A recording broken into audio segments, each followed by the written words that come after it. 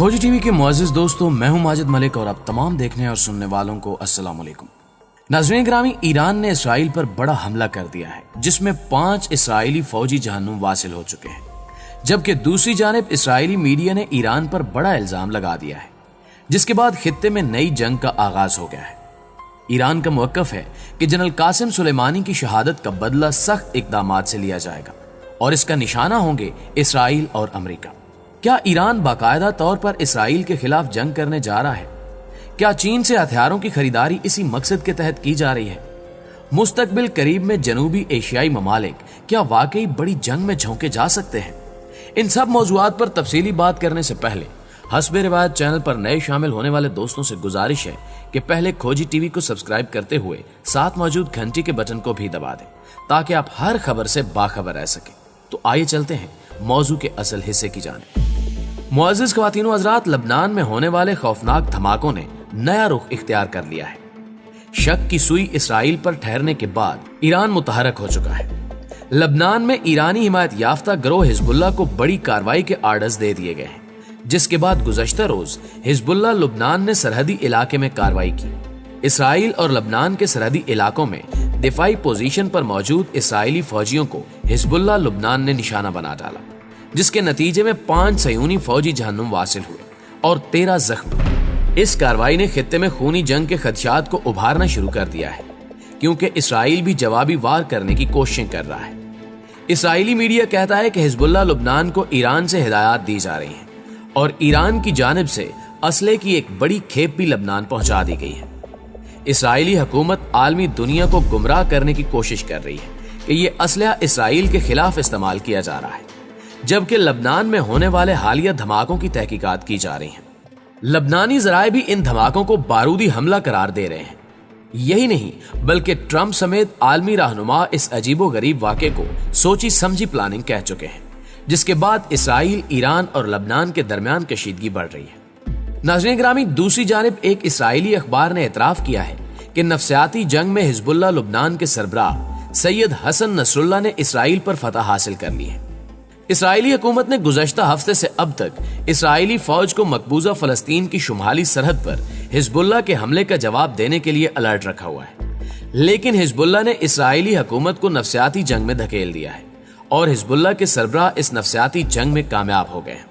Israeli अखबार का कहना है कि इसराइल की यह तमन्ना है कि हिजबुल्लाह उसकी तरफ कोई रॉकेट फायर ना करे, जबकि हिजबुल्लाह की धमकी अपनी जगह पर बरकरार है, जिसकी वजह से इसराइल नफसियाती जंग में मुब्तला हो चुका है।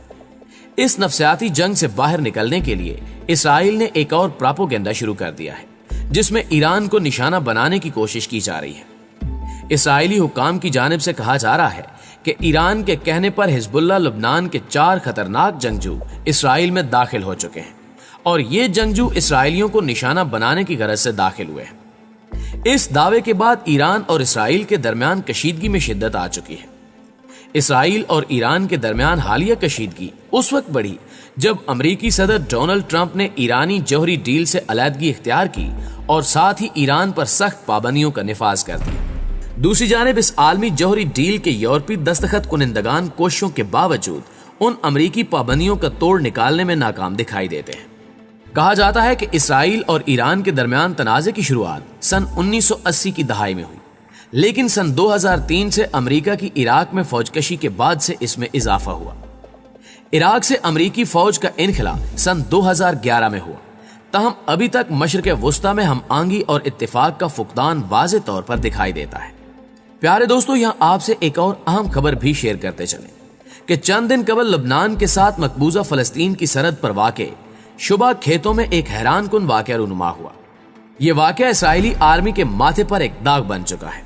वाक़या कुछ यूं है कि इसराइली आर्मी ने गलती से अपने ही अफराद को निशाना बना डाला। गुज़श्ता हफ्ते शाम के दारुल हुकूमत दमिश्क में इसराइल के फिजाई हमले में हिजबुल्लाह लबनान के एक आला कमांडर अली कमाल मोहसिन शहीद हो गए, जिसके बाद हिजबुल्लाह ने इसराइल से बदला लेने का ऐलान कर दिया। इस ऐलान के बाद इसराइली आर्मी को हाई अलर्ट कर दिया गया था। लबनान की सरहद के करीब शोबा के खेतों में गश्त करने वाली एक इसराइली यूनिट को यूं महसूस हुआ कि गोया हिजबुल्लाह लबनान के कमांडोज ने उन पर हमला कर दिया है, जिस पर उन्होंने भुखलाकर फायरिंग और गोलाबारी शुरू कर दी। लेकिन हकीकत यह थी कि उन्होंने बुखलाहट में अपने ही फौजियों को निशाना बना डाला। अब उन्होंने शर्मिंदगी से बचने के लिए यह खबर उड़ाई कि इस्राएली आर्मी ने हिजबुल्लाह लबनान का कमांडो एक्शन नाकाम बना दिया है। जब इनसे सबूत के तौर पर झड़प में मारे जाने वाले अफराद की तस्वीर का मुतालबा किया गया तो उनका कहना था कि जिंदा बचने वाले हिजबुल्लाह के कमांडोज अपने साथियों की लाशें अपने साथ वापस ले गए हैं। ऐसी खबरें भी मौसूल हुई हैं कि इस फायरिंग और गोलाबारी में इस्राएली आर्मी ने अपने ही 10 फौजी हलाक और मुतअद्दिद जख्मी कर दिए हैं। वाक़े के कुछ देर बाद हिजबुल्लाह लुबनान ने अपने सरकारी बयानात में वाज़े किया कि उन्होंने मकबूजा फलस्तीन के अंदर कोई कार्रवाई अंजाम नहीं दी और उनका कोई मुजाहिद जख्मी या शहीद नहीं हुआ। खोजी टीवी के मुअज़्ज़िज़ दोस्तों, हिजबुल्लाह लुबनान ने इस वाक़े पर 2 किस्म की हिकमत अमली अपनाई। एक स्ट्रैटेजिक खामोशी और दूसरी बामकसद इबाहम पर मबनी थी। हिजबुल्लाह लुबनान की जानिब से इस वाक़े के बारे में कुछ मुद्दत के लिए खामोशी इख्तियार किए जाना इसराइलियों के लिए धमकी से ज्यादा दर्दनाक था। इस खामोशी ने सयूनी कुव्वत को शदीद किस्म के वहम का शिकार कर दिया, जिसके नतीजे में उसका खौफ व हिरास अपने उरूज तक जा पहुंचा। इस वाक़े के दौरान इस्राएली फौजियों ने अपनी ताकत का मुजाहरा करने की कोशिश की, लेकिन बाद में मालूम हुआ कि वो आपस में लड़ने में मसरूफ थे। इस दौरान हिजबुल्लाह लुबनान ने मुकम्मल तौर पर खामोशी इख्तियार कर रखी थी। यूं हिजबुल्लाह लुबनान ने एक भी गोली चलाए बगैर महज स्ट्रैटेजिक खामोशी और बामकसद इबाहम के जरिए शोभा खेतों में बड़ी कामयाबी हासिल की। हकीकत यह भी है कि इसराइल की गासिब सयूनी कुव्वत हिजबुल्लाह लुबनान से इस कदर खौफजदा हो चुकी है कि ना सिर्फ हिजबुल्लाह के मुजाहिदीन बल्कि मुजाहिदीन के साये से भी वहशत ज़दा है। यही वजह है कि इसराइली फौजी मुजाहिदीन की मौजूदगी का वहमो गुमान करके भी गोलाबारी और फायरिंग का आगाज कर देते हैं। तारीख में यह हकीकत लिखी जाएगी कि ऐसे अहमक भी थे जो खौफ का शिकार होकर मैदान जंग में उतरते थे और फर्जी दुश्मन के खिलाफ कार्रवाई अंजाम देते थे। गोया इसराइल हिजबुल्लाह लुबनान से खौफजदा होकर खुदकुशी पर उतर आया है। दूसरी जानिब हिजबुल्लाह लुबनान ने ऐलान किया है कि वो दमिश्क में शहीद होने वाले अपने फौजी कमांडर का बदला लेकर रहेगी। हिजबुल्लाह की जानिब से जारी करदा बयानिये में कहा गया कि हम अपने शहीद कमांडर का बदला जरूर लेंगे, लिहाजा गलती से अपने ही फौजी मारने और जख्मी करने के बावजूद इसराइल की सिक्योरिटी फोर्सेस बदस्तूर हाई अलर्ट है। खुद इसराइल भी अच्छी तरह जानता है कि हिजबुल्लाह लुबनान जिस इकदाम का ऐलान करती है उसे अंजाम देकर रहती है। नाज़रीन ग्रामी, चंद साल कबल हिजबुल्लाह लुबनान के secretary general Sayyed Hassan Nasrallah ने ऐलान किया था कि हमने अपनी दिफाई हिकमत अमली में तब्दीली की है और आज के बाद इसराइल की गासिब हुकूमत और आर्मी दुनिया के जिस हिस्से में भी हमारे खिलाफ किसी किस्म का दहशत गर्दाना इकदाम अंजाम देगी, हम उसका मुंह तोड़ जवाब देंगे। लिहाजा माजी में भी हिजबुल्लाह लुबनान अपने आला सतह कमांडोज की शहादत का ऐलानिया बदला लेती आई है। शुबा के खेत मकबूजा फलस्तीन और लुबनान की सरहद पर वाक़े है।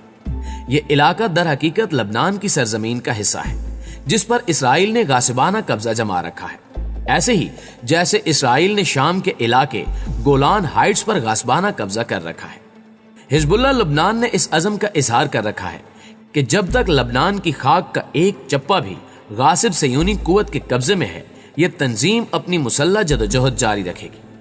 हिजबुल्लाह लुबनान ने ऐलान किया है कि वो शहीद अली कमाल मोहसिन के खून का बदला लेने के लिए मुनासिब वक्त और जगह का इंतखाब खुद करेगी।